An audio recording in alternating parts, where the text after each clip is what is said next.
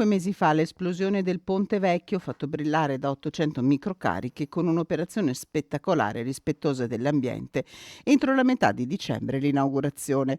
È corso contro il tempo per rispettare il cronoprogramma e inaugurare nei 12 mesi previsti il nuovo ponte sul Brenta a Curtarolo lungo la strada Valsugana.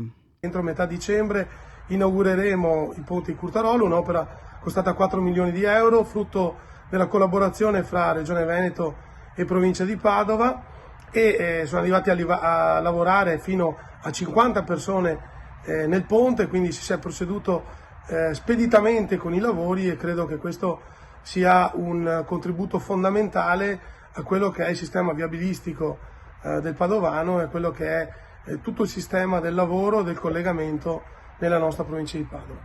Un'opera fondamentale in un territorio tra i più ricchi di attività produttive di tutto il Veneto. A dicembre cambierà la viabilità. Il ponte usato in questi mesi resterà con funzioni ciclopedonali. Tutti i veicoli transiteranno invece sul nuovo manufatto.